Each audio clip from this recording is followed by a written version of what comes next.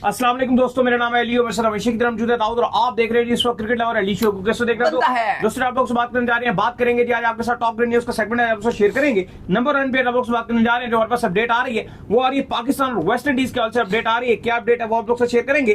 बात करेंगे बाबर आजम के हवाले से। बिग बैश लीग में बाबर आजम तो हुए काफी पाकिस्तानी पिक हो गए भाई। कौन कौन पिक हुआ उस सवाल से बात करेंगे।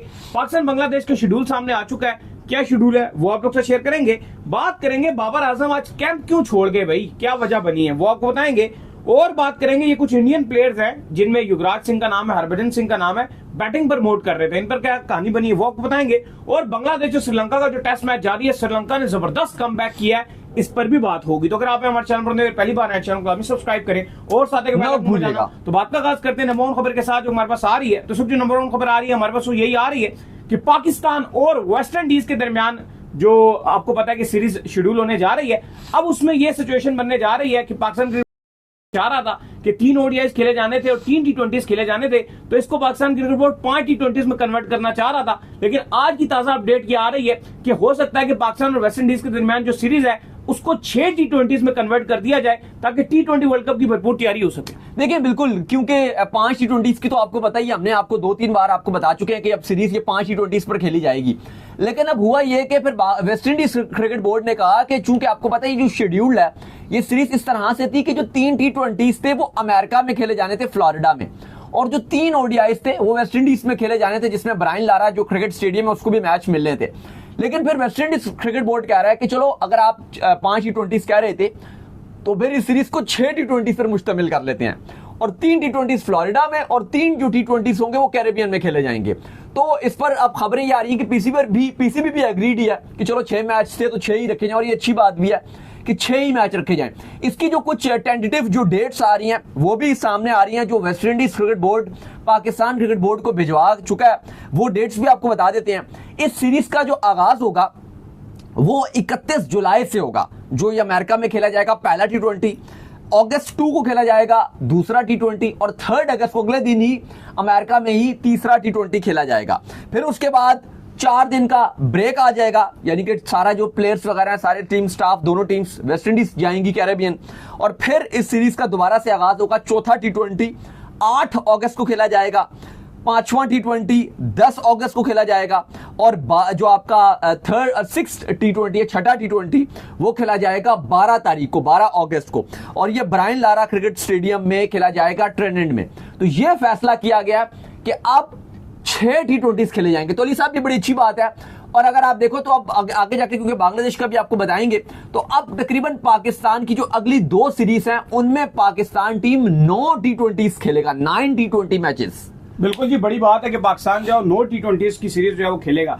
इसके बाद जो अपडेट आ रही है वो आ रही है बाबर और रिजवान के हवाले से अपडेट आ रही है। तो भाईजान दोनों ही पिक हो चुके हैं बिग बैश लीग के अंदर, लेकिन ना सिर्फ ये दोनों पिक हुए हैं बल्कि शहनशाह अफरीदी भी पिक हो गए हैं, फिर उसके बाद आपके शादाब खान भी पिक हो गए हैं, आपके हसन अली भी पिक हो गए हैं। बड़े नाम ले गए जी बिग बैश लीग में। देखें 74 पाकिस्तानी खिलाड़ी शामिल थे। अभी बात उस पर भी करनी है जो बहुत बड़ी बात है कि वो पाकिस्तान के प्रीमियम खिलाड़ी क्यों नहीं बिक सके, जिनमें बहुत बड़े बड़े नाम है, वो भी आपको बताते हैं। लेकिन पहले उनके बात करेंगे जो बड़े नाम थे 5, वो आपके जो बिग बैश है उसमें बिक गए, 6 बल्कि सॉरी बड़े नाम है जो बिक गए हैं। सबसे पहले तो आपको पता है बाबर आजम बिग बैश में सबसे महंगे तरीन खिलाड़ी, हमने आपको बताया था कि इस साल बाबर आजम सबसे महंगे तरीन खिलाड़ी बन चुके हैं। सिडनी सिक्सर ने उनको प्री साइन किया था, और जो प्लेटिनम की प्राइस थी उससे ऊपर उनको लेवी पे, उससे ऊपर उनको पैसे दिए हैं। 10 करोड़ रुपए पाकिस्तानी तकरीबन उनको मिले हैं। सबसे महंगे खिलाड़ी शामिल हुए हैं। फिर ब्रिस्बेन हीट ने शाहीन शाह अफरीदी को साइन किया, और शाहीन शाह अफरीदी का मैसेज भी है जिस पर उन्होंने कहा बड़े एक्साइटेड है। फिर जो हैरान कुन तौर पे, जो सबके लिए एक शॉकर था, यकीनन तौर पर एक सब लोगों के लिए शॉकर था, वो मोहम्मद रिजवान का नाम था। क्योंकि किसी ने उम्मीद नहीं लगाई थी कि मोहम्मद रिजवान मेलबर्न रेनिगेट्स उनको जो है वो पिक कर लेंगे। ये बहुत ही शॉकिंग पिक थी। लेकिन चले, बड़ी जबरदस्त बात है रिजवान जो है वो मेलबर्न उनको पिक कर लिया। हारिस रऊफ की बात की जाए तो वो एक्सपेक्टेड था कि मेलबर्न स्टार्स उनको जाने नहीं देगा, उन्होंने पिक कर लिया। शादाब खान पहले भी खेल चुके हैं, इस बार उनका था कि उनको पिक कर लिया जाएगा, सिडनी थंडर ने उनको पिक कर लिया। हसन अली जो है उनको एडिलेड स्ट्राइकर्स ने पिक किया, और हसन खान उनको भी पिक कर लिया गया। लेकिन अली साहब इस सब में जो हैरान कुन बात है वो ये आ रही है कि आपके बहुत बड़े बड़े नाम हैं वो अनसोल्ड रहे हैं, जिसमें सबसे बड़े अगर आप बात करो तो साइम अयूब, आपके मोहम्मद हारिस, करंटली आपके हसन नवाज जो आपके PSL के सबसे बेस्ट खिलाड़ी थे, इसके अलावा उन्होंने न्यूजीलैंड में पाकिस्तान की तारीख की T20 की फास्टेस्ट सेंचुरी बनाई, वो भी पिक नहीं हुए। फिर इसके अलावा आपके T20 के कप्तान सलमान अली आगा, वो भी पिक नहीं हुए। नसीम शाह भी पिक नहीं हुए, चलो वैसे ही उतनी खास परफॉर्मेंस उसकी नहीं है, लेकिन हसनैन ऑस्ट्रेलिया में बड़ा अच्छा करते रहे हैं, वो भी पिक नहीं हुए। खुदिल शाह पिक नहीं हुए, सुफियान मुकीम पिक नहीं हुए, ये पिक नहीं हुए। लेकिन देखो अब इसमें बड़ी चीजें अगर आप देखो तो कुछ टेक्निकल चीजें और जो रिपोर्ट्स आ रही हैं, अब क्योंकि लोग सवाल कर रहे हैं कि भाई ये आप तो कह रहे हो बाबर, आप तो कह रहे हो साइम अयूब, हारिस, हसन नवाज, सलमान अली आगा, ये पाकिस्तान की T20 का फ्यूचर है, पर इनको तो किसी ने बिग बैश में मुंह तक नहीं लगाया। ऐसा ही है। लेकिन अगर आज आप ड्राफ्ट देखो सुबह, तो सिडनी सिक्सर के जो ऑनर थे, जब उन्होंने बाबर आजम की तारीफ की कि बाबर आजम को पिक किया, तो अगर आप देखो तो उन्होंने एक बड़ी इंपॉर्टेंट चीज मेंशन की जो एकदम से चलना शुरू हो गई। उन्होंने बाबर आजम का एक नाम मेंशन किया, उन्होंने कहा कि इनके इंस्टाग्राम पे इतने फॉलोअर हैं 6 मिलियन, ये उन्होंने अल्फाज इस्तेमाल किए। उन्होंने पॉपुलैरिटी का जिक्र किया, उन्होंने बताया कि जैसे बाबर आजम को हमने ट्रेलर भी जारी किया, उस पर इतने इतने व्यूज आ गए। की एक फिल्म और भी आपको बताऊं तो एजेंट्स गेम भी बहुत हाई है इसमें। चलो, स्पेशली जो रिजवान की भी पिकिंग है ना, इसमें एजेंट गेम भी बहुत हाई होती है। जो आपने अच्छा एजेंट हायर किया होता है ना, उसका भी ये मेन किरदार होता है कि भाई आपका अगर करियर डाउनफॉल की तरफ जा रहा है तो वो आपको किसी ना किसी तरीके से, इसलिए आपने उसको हायर किया कि वो आपको नुमाया करे। तो ये बहुत बड़ी बात है, रिजवान को पिक करवा दिया। ये भी है, लेकिन एक जो इंपॉर्टेंट चीज है वो ये है कि बिग बैश में जो पाकिस्तान के भी जो प्लेयर्स पिक हुए हैं, जितने भी नाम है, शाहीन है, हारिस रऊफ है, शादाब भी हैं, अगर आप इन सब प्लेयर्स को देखोगे तो इनकी ब्रांड वैल्यू ज्यादा है। उन्होंने ज्यादातर जो बड़े नाम थे जो उनकी लीग्स को ऊपर लेकर जा सके, जैसे बाबर आजम है, एक सबको पता है कि वो क्राउड पुलर है। अगर आप हम स्टेडियम में जाके कवर करते हैं, हमें पता है कि जब बाबर आजम खेल रहे होते हैं ग्राउंड भरता है, लोग आके नारे मार रहे होते हैं, वो एक फैन फॉलोइंग अलग है। रिजवान भी crowd puller, Rizwan crowd puller अगर आप ना भी बोलो, लेकिन वो एक बड़ा नाम तो है पाकिस्तान में। अगर आप इस टाइम देखोगे तो बाबर के साथ रिजवान का नाम भी जुड़ जाता है, तो एक बड़े नाम है। तो बिग बैश में ये इसके ऊपर ज्यादा फोकियत थी कि जो बड़ा स्टार हो। देखो अब साइम अयूब है, इस टाइम शायद पाकिस्तान में लोग उसको बड़ा पसंद कर रहे हैं, लेकिन हकीकत बात यह कि वर्ल्ड में अभी साइम का नाम नहीं है। अच्छा, वो इस वजह से भी नहीं पिक हुए। साइम और मोहम्मद हारिस जिनकी आप बात कर रहे हैं वो फुल्ली अवेलेबल भी नहीं। अब मैं आपको बताता हूँ, ये रीजन भी है। अगर आप बात करते हो तो शादाब खान भी हैं, लेकिन ये मेन उनकी नहीं। अब ये अगर आप बात करते हो तो शादाब खान जो आपके T20 के वाइस कप्तान है, वो कहाँ पे अवेलेबल है? उनकी भी कमिटमेंट्स हैं, नेशनल ड्यूटी है, वो भी हैं। फिर हारिस रऊफ, जो वैसे तो शाहीन की भी उम्मीद है कि आगे जाके वो भी आ जाएंगे, लेकिन हारिस रऊफ तो आपके फुल T20 भी खेलते हैं, ODI भी खेलते हैं, उनकी भी फुली अवेलेबिलिटी नहीं है, लेकिन उनको भी पिक किया, लीग्स में भी पिक किया हुआ है ना। ये वो भी खेलते हैं ना, कैरेबियन प्रीमियर लीग भी खेलते हैं ना। लेकिन अगर बिग बैश डेटों में लेकिन अगर हो रहा होगा तो फिर वो वही खेलेंगे ना। लेकिन जो एक इंपॉर्टेंट चीज थी बिग बैश में कि आपकी जो ब्रांड वैल्यू जिसकी ज्यादा है उसको पिक किया गया। पता है इमाद वसीम साहब को जो पिक किया गया, और हमने आपको पहले ही कह दिया था, ये जो आप इंटरनेशनल क्रिकेट छोड़कर जो है चले जाते हैं और फिर आप ये समझते हैं कि लीगों में आपकी वैल्यू जो है बरकरार रहेगी, बाबा जी का ठुल्लू हर गुजरते वक्त के साथ आपकी वैल्यू गिर जाए। और इमाद का तो देखो लोग अभी काफी बात करें कि इमाद नहीं पिको, लेकिन मैं समझता हूँ कि इमाद को तो फिटनेस लेवल भी अब वो नहीं है, बिल्कुल फिटनेस लेवल नहीं है। मतलब आप इवन लीग्स के हवाले से भी नहीं, अब वो T20 के हवाले से भी उनकी फिटनेस बहुत गिर गई है, बहुत ज्यादा गिर गई है उनकी फिटनेस। तो वो तो ठीक है अगर पिक नहीं हुए तो वो उसमें कोई ऐसी बात नहीं, उनका फिटनेस लेवल बहुत गिर गया। इवन वर्ल्ड कप 2024 में वो खेल रहे थे, उस टाइम भी अगर आप देखो तो उनके फिटनेस के ऊपर बहुत ज्यादा सवालिया निशान थे। इवन वो झुक नहीं पाते थे। इंग्लैंड की सीरीज जब वो थी, वो खेले नहीं थे वर्ल्ड कप से पहले, उसमें वो प्रैक्टिस सेशन में हिस्सा नहीं ले पाते थे। वर्ल्ड कप में भी आपने पहला मैच यूएसए से आप हार गए थे, वो इमाद नहीं खेले थे इंडिया वाला, आपने मैच उनको डायरेक्ट खिला दिया था, वो भी 60% फिट थे, उस मैच में भी वो फिट नहीं थे। तो इमाद का तो फिटनेस मिसाइल इंतहाई ज्यादा आ गए हैं। इमामुल हक भी अली साहब पिक नहीं हुए। मेरे से क्या सुनेंगे, लेकिन अगर आप इस पर देखोगे तो जो जैसे रिजवान की अगर आप बात करें तो प्लैटिनम कैटेगरी पे किया, इमामुल हक ने बड़े हाईएस्ट रन्स किए हैं ना इस वक्त, पूरे टॉप किया PSL में। लेकिन वही बात है, मैं फिर बात दोहरा रहा हूँ कि टोटल जो फोकस था यही वजह थी कि अब आपके इतने टैलेंटेड खिलाड़ी से हसन नवाज है, मैं समझता हूँ उनको तो पिक होना चाहिए था। ये साइम अयूब है, ऑस्ट्रेलिया में रन बनाए थे उसने यार, लेकिन साइम ने ऑस्ट्रेलिया में रन बनाए थे। लेकिन साइम वगैरह का मेन मैंने आपको बता दिया कि वो फुल्ली अवेलेबल नहीं थे, इसलिए उनको पिक नहीं किया गया। खैर, इसके बाद जो अपडेट आ रही है वो आ रही है पाकिस्तान और बांग्लादेश के हॉल से आ रही है। तो पाकिस्तान और बांग्लादेश के शेड्यूल भी सामने आ चुका है। इन दोनों के दरमियान भी जो T20 की सीरीज खेली जानी है, कब से कब तक है जी? देखिए बिल्कुल, पाकिस्तान और बांग्लादेश का आज बांग्लादेश क्रिकेट बोर्ड ने ऑफिशियली जो बात उन्होंने की है पाकिस्तान क्रिकेट बोर्ड से भी, और उन्होंने अपनी जो बांग्लादेश की मीडिया में चल रहा है, उन्होंने कहा कि अगले हफ्ते हम ऑफिशियली शेड्यूल को जारी कर देंगे, मतलब ऑफिशियली एक जो डेट्स होती है पाकिस्तान की शेड्यूल जारी कर देंगे।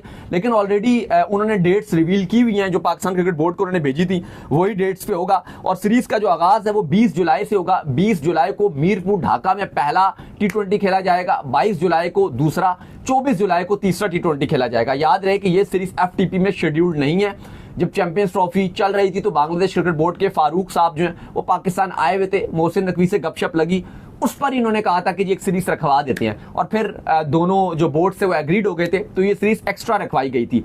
पाकिस्तान का जो ट्रैवल प्लान है वो भी इस तरह से तरकीब दिया गया है कि पाकिस्तान जब बांग्लादेश जाएगी तो वही स्क्वाड होगा जो वेस्ट इंडीज जाएगा, वही स्क्वाड बांग्लादेश से खेलेगा 20 जुलाई, 22 जुलाई, 24 जुलाई, और उसके बाद पाकिस्तान वहीं से रवाना होगा वेस्ट इंडीज। जाहिर है डायरेक्ट फ्लाइट तो वेस्ट इंडीज की नहीं होगी, तो पाकिस्तान फ्लाइट्स लेगा, तो पॉसिबल है कि वहां से ढाका से पाकिस्तान पहले दुबई जाएगा, फिर उसके बाद पाकिस्तान का आगे ट्रैवल प्लान रखा जाएगा। लेकिन वही स्क्वाड होगा, वापस पाकिस्तान टीम नहीं आएगी, जो यहां से एक बार निकलेगी, पहले बांग्लादेश फिर वेस्ट इंडीज। तो कुल मिला के ये 9 T20 मैचेस पाकिस्तान के खेले जाएंगे। खैर, इसके बाद जो अपडेट आ रही है वो आ रही है बाबर आजम के हवाले से। तो बाबर आजम जो है वो कैंप छोड़कर चले गए, क्या वजह बनी है जी? देखिए, बाबर आजम ये चले गए हैं, ये तकरीबन 21 दिन का कैंप लगाया है। माइक हैसन की क़यादत में ये कैंप लगाया गया है, जिस पर उन्होंने कहा था कि डिफरेंट पाकिस्तान के खिलाड़ी हैं, 8-8, 9-9 दिन के लिए उनको साथ रखा जाएगा, उनसे वो बात भी करेंगे, उनके स्किल पे भी काम करेंगे। जैसे उन्होंने बात की कि बाबर आजम और रिजवान के वो हार्ड हिटिंग के स्किल में काम करेंगे। अब्दुल रज़ाक को भी उन्होंने मदू किया और उनसे कहा कि रिजवान और बाबर की जो हार्ड हिटिंग है उस पर इंप्रूव लाए ताकि हम उनको T20 में वापसी करवा सके। तो बहरहाल बाबर आजम ने सिर्फ ये 2 ही दिन अटेंड किया था कैंप, उसके बाद वो रवाना हो गए। उनका मानना ये कि उन्होंने ऑलरेडी PCB को पहले ही बता दिया था कि मेरी कमिटमेंट्स हैं, बाहर मुल्क किसी उन्होंने जाना है, अब्रॉड, पता नहीं लंदन जाकर ही उन्होंने कहीं तरह जाना है, तो इसलिए वो अवेलेबल नहीं रहेंगे। तो बाबर आजम 2 दिन उन्होंने कैंप में शिरकत की और उसके बाद वो रवाना हो गए। ये पाकिस्तान क्रिकेट बोर्ड ने स्किल डेवलपमेंट प्रोग्राम रखा हुआ है जिसमें डिफरेंट प्लेयर्स को बुलाया जाएगा, और जो आपके कोच माइक हैसन है वो देख रहे हैं कि जिस प्लेयर की जो वीकनेस है उसके ऊपर काम किया जाएगा। खैर, इसके बाद जो अपडेट आ रही है वो आ रही है युवराज के हवाले से, जिन्होंने जो है साथ हरभजन भी हैं, साथ इनकी फेवरेट रुचि रुटेला भी हैं, साथ में जो है रायना भी हैं। तो भाईजान ये सारे क्यों ट्रबल में आ गए? वैसे तो ये जो है ये रुटेला साहब जो है ये तो आती रहती है, ये तो प्रमोट ही बैटिंग को करती है उर्वी। नहीं, खबरें ये आ रही हैं भारतीय मीडिया के मुताबिक, जो आपने नाम लिए हैं युवराज सिंह, सुरेश रैना, हरभजन सिंह और उर्वेशी रुटेला, इनके ऊपर बैटिंग की कुछ कंपनियों को प्रमोट करने का इल्जाम है। अभी ये आपको पता है जो वर्ल्ड चैंपियनशिप खेली जानी है इंग्लैंड में, उसमें भी शिरकत करेंगे। भारत की जो चैंपियन टीम है, पाकिस्तान की चैंपियन टीम, सब खेलेंगे, उसमें भी ये शिरकत कर रहे हैं। लेकिन इनके ऊपर इल्जाम है कि इन्होंने बैटिंग की जो कंपनीज है उनको प्रमोट किया है, और इसकी वजह से जो भारतीय सिक्योरिटीज एजेंसीज हैं उन्होंने इनको मदू कर लिया और इनसे वेरिफिकेशन मांगी है। कहा यह जा रहा है कि ये जो कंपनीज जिसको इन्होंने प्रमोट किया ये बैन है, और ये झूठ बोलकर अपनी जो है एडवर्टाइजिंग करती हैं, लाइक सैरोगेट कंपनीज। वैसे तो अगर आप इंडिया में देखो तो IPL के भी बड़े स्पॉन्सर्स जो हैं वो यही फैंटेसी होती हैं। ये सैरोगेट कंपनी है, मतलब कहती कुछ और है और करती कुछ और है। जैसे अगर आप इंडिया में एक देख लो, इश्तिहार चलते हैं बहुत ज्यादा, इलायची का चलता है, वो अजय देवगन भी ऐड करते हैं, दिखाते हैं कि हम इलायची खा रहे हैं, लेकिन एक्चुअली वो इलायची नहीं होती। एक्चुअली इलायची तो 2-3 रुपए की होगी, मेन जो होता है वो गुटके की कंपनी है, और वो गुटके को प्रमोट कर रहे होते हैं। लेकिन गुटके के ऊपर क्योंकि टीवी पर ऐड चलाना पाबंदी है, तो बताते इलायची हैं, लेकिन सब चीजें जो पैकिंग शैकिंग है वो गुटके की दिखा रहे होते हैं। तो बात यह कि वो सैरोगेट आप एडवर्टाइजिंग करते हैं। इसी तरीके से जैसे आप देखो जो बैटिंग कंपनीज हैं ज्यादातर वो दिखाते तो हैं कि हम न्यूज की वेबसाइट्स हैं, न्यूज कंपनीज है, लेकिन असल में न्यूज का कोई लेना देना नहीं है ना, न्यूज में कोई इतने पैसे होते हैं, एक्चुअली वो बैटिंग की होती हैं। तो इन्होंने उन कंपनीज को प्रमोट किया और ठीक ठाक प्रमोट किया, जो इंडिया ने बैन भी किया हुआ था। तो अब इनके खिलाफ जो है वो एजेंसीज बैठ गई हैं और इनसे वेरिफिकेशन मांगी है, तो इनके लिए काफी मुश्किलात आ गई हैं इंडियन खिलाड़ियों के लिए। इसके बाद जो अपडेट आ रही है वो आ रही है बांग्लादेश और श्रीलंका के हवाले से अपडेट आ रही है कि बांग्लादेश और श्रीलंका के दरमियान जो है टेस्ट मैच का सिलसिला इस वक्त जारी और सारी है। बांग्लादेश ने पहले बैटिंग करते हुए बड़े रन्स बोर्ड पर लगा दिए थे और बांग्लादेश को लग रहा था शायद टेस्ट मैच में श्रीलंका वापसी ना करे, लेकिन श्रीलंका ने कहा कि ठहरो भाई, ये हमारा ही शहर है जहां आप खेलने आए हुए हो। वापसी कर गया श्रीलंका। देखिए, अब ये टेस्ट मैच ऐसा लग रहा है कि अब ये ड्रॉ की तरफ गामजन है ये टेस्ट मैच, क्योंकि बहुत ही ज्यादा जो विकेट है वो फ्लैट विकेट बनता हुआ नजर आया। पहले बांग्लादेश ने बैटिंग की, 495 जैसा जैंट टोटल बोर्ड पे लगा दिया, जहां पे शैंटू का 148 रन शामिल था, मुशफिकुर रहीम का 163 रन शामिल था, जहां पर उन्होंने हमारे लेजेंडरी बल्लेबाज यूनुस खान का रिकॉर्ड भी श्रीलंका में तोड़ दिया। श्रीलंका में सबसे उम्र रसीदा खिलाड़ी थे यूनुस खान, जिन्होंने सेंचुरी बनाई थी। आई थिंक उन्होंने 37 साल की उम्र में बनाई थी। तो इन्होंने मुशफिकुर रहीम ने 38 साल की उम्र में को लगभग यही कुछ दिन थे, उस पे इन्होंने सेंचुरी बना दी। तो इन्होंने वो यूनुस खान का मोस्ट जो एजिड खिलाड़ी था उसकी सेंचुरी का भी रिकॉर्ड इन्होंने यहाँ पे तोड़ दिया। फिर लिटन दास ने भी 90 बनाए थे। 495 के जवाब में जब श्रीलंका बैटिंग करने के लिए आया तो ओपनर निशंका ने कमाल खेला, 187 रन बनाए, 23 चौके और 1 छक्का शामिल था, जिसकी बदौलत श्रीलंका एक बड़ी अच्छी पोजीशन पर नजर आ रहा है। 368 रन बना चुका है श्रीलंका, 4 खिलाड़ी उनके आउट हैं। दिन का अख्ताम हो गया 3, अब कल और परसों 2 दिन बाकी रह गए हैं और अभी तो लग रहा है कि कल श्रीलंका एटलीस्ट 1.5 से 2 सेशन तो खेलेगा ही खेलेगा। तो फिर अगर ऐसा होता है तो फिर ये टेस्ट मैच ड्रॉ की तरफ जाता हुआ नजर आ रहा है। तो चलिए उम्मीद करते हैं आज हमारा शो आपको पसंद आया। वीडियो को लाइक कीजिए, हमारे चैनल को सब्सक्राइब कीजिए, साथ ही बेल आइकन को बजाइए, एक और काम कर लीजिए, रोए कर लीजिए, इंस्टाग्राम पर आप जाइए, इनको फॉलो कीजिए। बिल्कुल जी, इंस्टाग्राम पे मुझे फॉलो कर लीजिए, वहां पे मैं मौजूद हूं दाऊद क्रिकेट के नेम से। अगर आपको कोई सवाल हो तो भेजिएगा और इनको भी फॉलो कीजिए। मुझे फॉलो कीजिए, मैं मौजूद क्रिकेट लवर ऑफिशियल के नाम से लिंक डिस्क्रिप्शन में मौजूद है, जाइए फॉलो कीजिए। मिलते हैं नेक्स्ट वीडियो में। अल्लाह हाफिज।